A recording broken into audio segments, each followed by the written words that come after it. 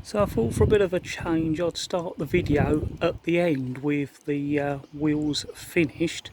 Of course we started off by giving them a little basic bit of preparation.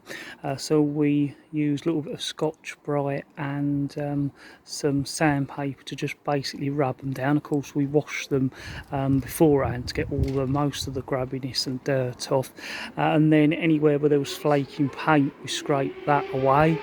And also what we did was where there was some particularly rusty areas we put some rust killer on, and then you'll see the process we used. And I think I'll start the video off where we was masking the wheels up, so a little bit in reverse with a chance to let you see the wheels finished before the full video goes through to let you see how we eventually got to this stage.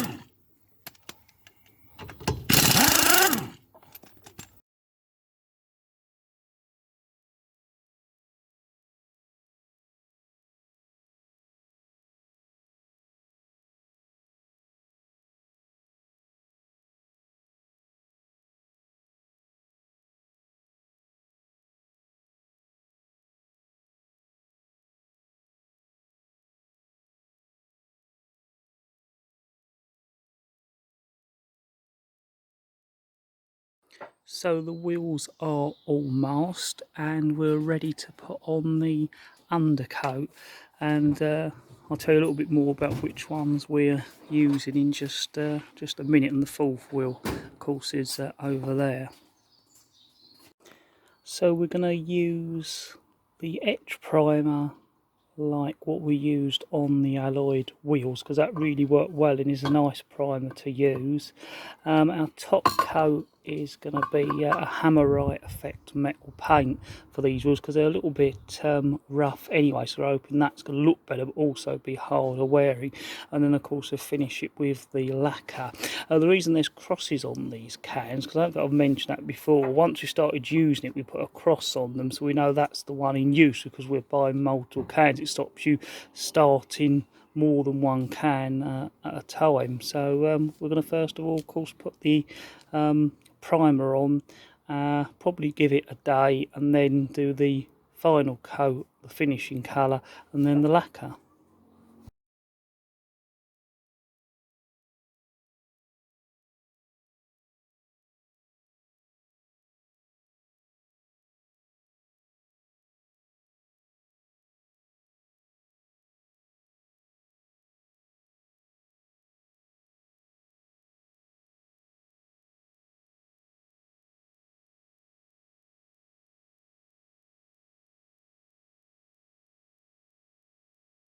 So we're now primering the top of the wheels. What I normally always do is do a light dusting coat, let that dry, and then very quickly afterwards do a thicker coat of the undercoat. And we use that technique for the final coat, but sometimes we might do 3 coats depending on how it goes, and then the same with the lacquer to protect it.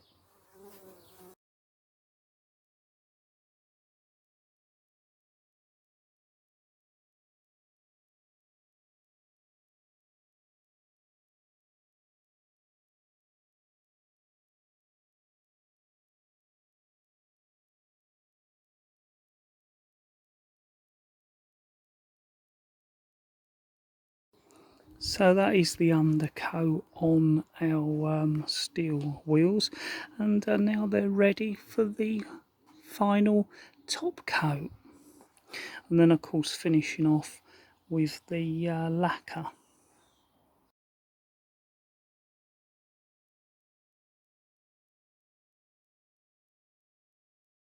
So that's the light dusting coat of the Hammerite metal. Now it's time for the slower and final coat. We just always do that to give it a little bit of a key before we put the final coat on. It's also a good opportunity to use the end of the can before you start a fresh can.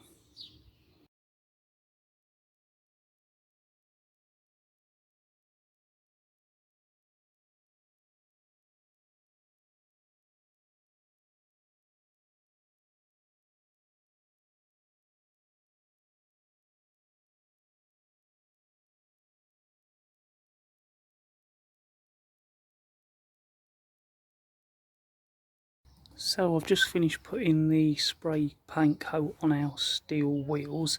It's the hammered finish, and actually we're quite impressed. It kind of goes on like a normal silver paint and then reacts to leave this sort of hammerite finish, which for these wheels that aren't a perfect finish, it's the ideal coating. This was the spray paint we used, one we just got from eBay, metal grey hammered finish spray paint, and yeah, it seems to have gone on really well.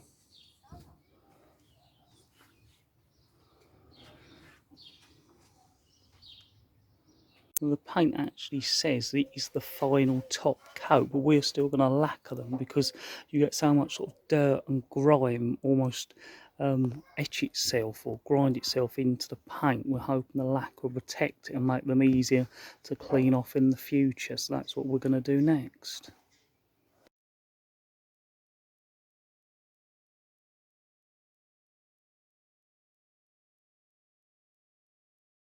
So now it's time to just remove the masking paper and tape.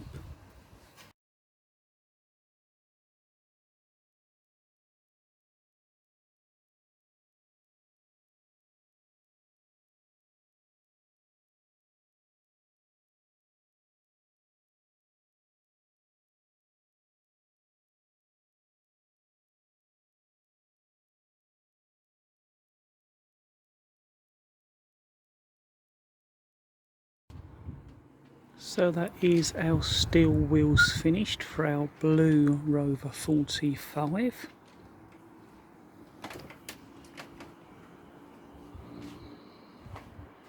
And just one more down there to unmask. So I thought I'd just give you another little view of the wheels down here on the ground all together. And one of the other things we do is of course mark up which wheel they come off of, so whether they come from the driver's side front or the passenger side rear, just so they can go back on the original wheel that they come off of, and that's always worth doing before you start, and also putting it in a place you know is not going to get painted over. We put a little mark on the back side of the tyre, which is going to be a job for you to see, but it's in marker pen, just sworn neat, and once they're on the car that can be washed off.